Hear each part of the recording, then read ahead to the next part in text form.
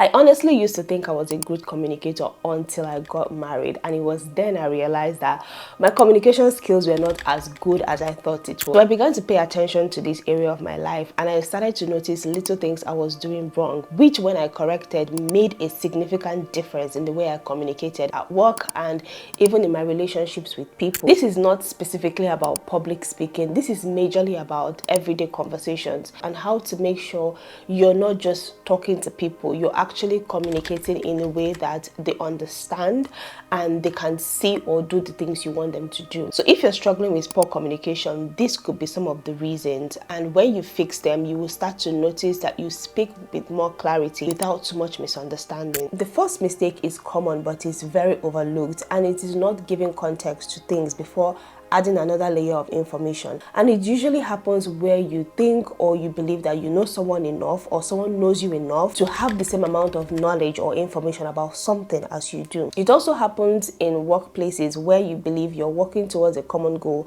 and everybody should have the same details or have the same priority as you. So when you're coming to give them a new information, you're working on the premise that they already know something that you know. The issue might not be that you're wrong about assuming that they have those information.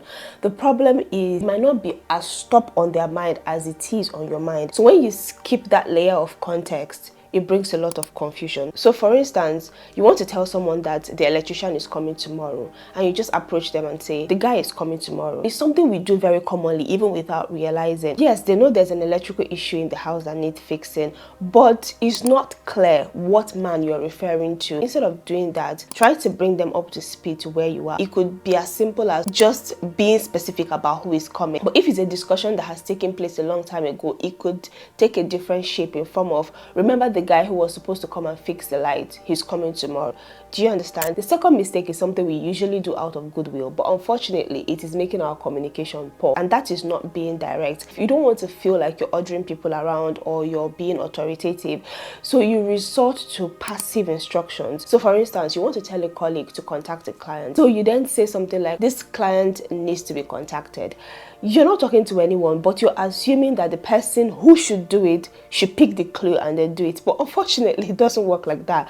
If you need something doing, you need to be direct.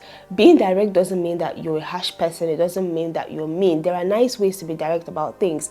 Please, could you contact the client? Please, can you book the hotel? Don't say this hotel needs to be booked.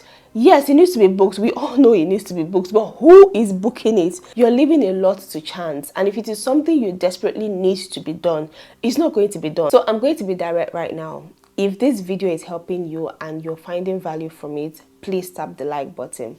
Thank you. We don't explain the importance of the things we're asking people to do or the things we are communicating, which is another mistake we make. So if you want someone to do something, don't just stop at telling them what to do. Let them know how important it is. It could be as simple as saying, please, could you contact the client? The deadline is tomorrow. It gives that sense of urgency, because let's be real, people might know that something needs to be done, but they don't know how serious it is. So adding that extra layer makes it clearer why you need that thing to be done at that same time, and it reduces the chance that something important is not being done and everyone is angry at each other. Again, as part of being direct, try not to rely on communicating with just your body language.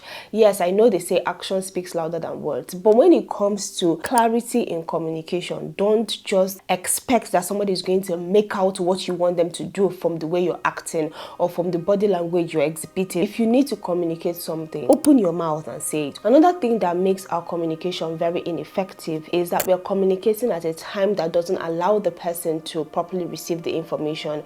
So you know someone is watching a movie or watching a football match or doing something very serious or important to them. That's not the best time you want to tell them something you want them to be fully interested in or something you want them to fully understand. And if it is so important that you have to do it at that point, instead of talking over that particular activity, briefly steal their attention away from that thing and then get them to listen to you. Like, focus on what you're saying. Don't just go there and say, I just wanted to tell you that this needs to be submitted tomorrow. First of all, they could just say, yes, yes, okay, I hear you, but they did not even hear anything. Or maybe they heard something else and assumed something else.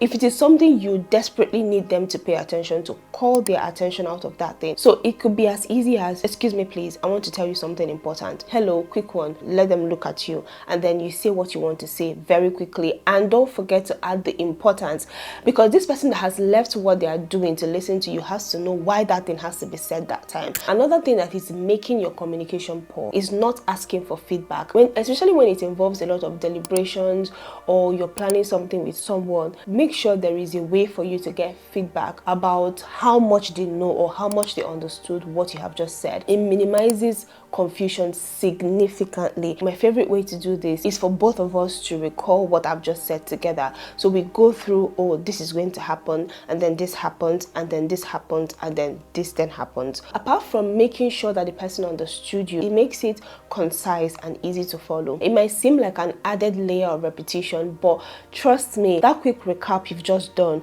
can save you hours and hours of frustration. A bonus tip: form the habit of sending reminders. A lot of times we assume that reminders are only for official meetings or for events or for something very serious. No, no, no.